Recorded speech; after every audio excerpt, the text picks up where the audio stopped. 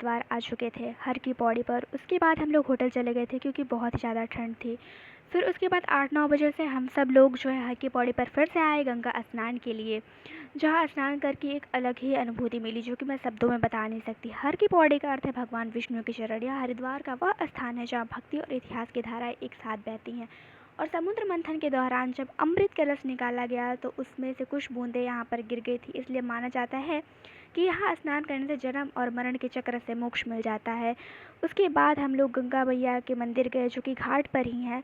यह दृश्य जो गंगा घाट और पर्वत का है, शायद मैंने अपने जीवन में इतना सुंदर घाट कहीं नहीं देखा था। अतुलनीय है, इससे मैं शब्दों में बिल्कुल नहीं बता सकती। फिर उसके बाद हम लोग मोहन जी पूरी वाले के पास गए जो कि हरिद्वार में एक बहुत ही फेमस दुकान है, जहाँ पर हमने उनकी पूरी और सब्जी टेस्ट की जो कि ठीक ही लगी मुझे। A few moments later. अब हम सब जा रहे हैं मनसा देवी मंदिर, जो कि शिवलिक पहाड़ियों पर बिलवा पर्वत पर स्थित एक अत्यंत प्राचीन और सिद्ध पीठ है। यह मंदिर देवी मनसा को समर्पित है, जिन्होंने भगवान शिव की मानस पुत्री और नागराज वासुकी की बहन माना जाता है। और हम यहाँ से ट्रैकिंग करके गए थे जो कि लगभग 1.5 से 2 किलोमीटर की चौड़ाई है। इसमें करीब 750 सीढ़ियाँ हैं जो चढ़ने में 45 मिनट से 1 घंटे का समय लगता है।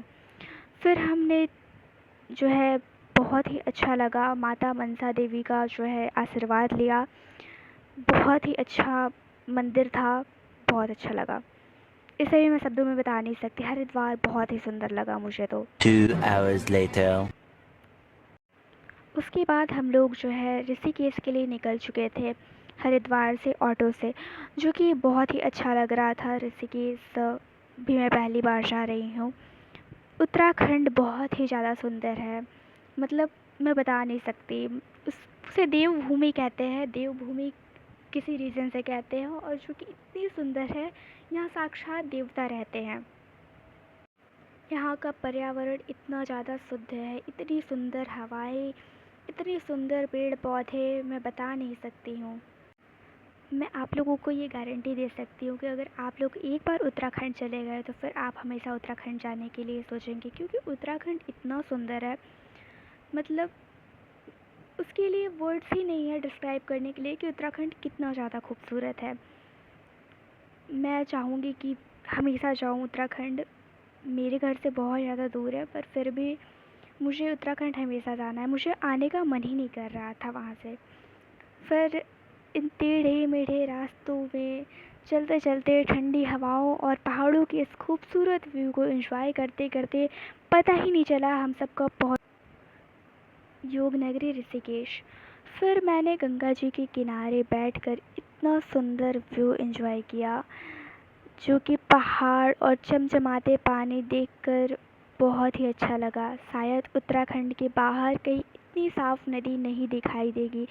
फिर थोड़ा मार्केट वगैरह एक्सप्लोर किया हमने, जो कि बहुत ही ज़्यादा अच्छा लगा। ये त्रिवेणी घाट था और यहाँ से भी हम लोग निकल चुके हैं। गंगा आरती तो यहाँ पर नहीं देख पाए क्योंकि बहुत ही ज़्यादा भीड़ भी थी। तो फिर उसके बाद हम लोगों को कुछ मार्केट एक्सप्लोर करना था ऋषिकेश का, तो वो एक्सप्लोर कर रहे थे हम सभी। फिर हम लोगों ने बहुत ही ज़्यादा एक्सप्लोर किया मार्केट ऋषिकेश का। उसके बाद अभी हम लोग यहाँ पर जो है गंगा आरती का समय भी हो रहा था, जो कि तो गंगा आरती देखने के लिए भी जा रहे थे। यहाँ की मार्केट जो है वो बनारस की मार्केट्स की याद दिला देती है थोड़ी थोड़ी, बट ये पहाड़ों में मार्केट है, सो ये भी बहुत ही न्यू एक्सपीरियंस था मेरे लिए। और फिर उसके बाद हम लोग गंगा आरती देखने के लिए घाट पर जा रहे थे। मुझे एग्जैक्ट इस घाट का नाम नहीं पता है। सो या तो अभी हम लोग जो है पहाड़, इतने सुंदर पहाड़ थे, मैं तो बार बार रिकॉर्ड ही कर रही थी। फिर उसके बाद मैंने अपने जीवन की सबसे सुंदर गंगा आरती को देखा है, जहाँ पर इतना सुंदर वातावरण था, इतने सुंदर पहाड़ थे। पहाड़ के सामने गंगा आरती मैंने कभी नहीं देखा था, बहुत ही अच्छा लग रहा था मुझे। शायद उत्तराखंड इतनी सुंदरता से बनाया गया है, और भगवान ने ऋषिकेश, हरिद्वार, पूरी देवभूमि को बनाने में बहुत ही सुंदरता से बनाया है। बनारस भी बहुत ही सुंदर है और मुझे बनारस भी बहुत ही ज़्यादा सुंदर लगता है, पर अब मुझे हरिद्वार और ऋषिकेश भी बहुत ही अच्छा लगने लगा है। तो उसके बाद हम लोगों ने गंगा जी की आरती एंजॉय किया। सो आप लोग देख सकते हो कितना सुंदर व्यू है, एकदम आँखें जो है देख कर के मैं सोच रही थी कि मैं कितनी सुंदर जगह पर आ चुकी हूँ। शब्द बिल्कुल नहीं है इसको डिस्क्राइब करने के लिए कि ये कैसी थी, मुझे कैसा लगा। बहुत शांति थी यहाँ पर।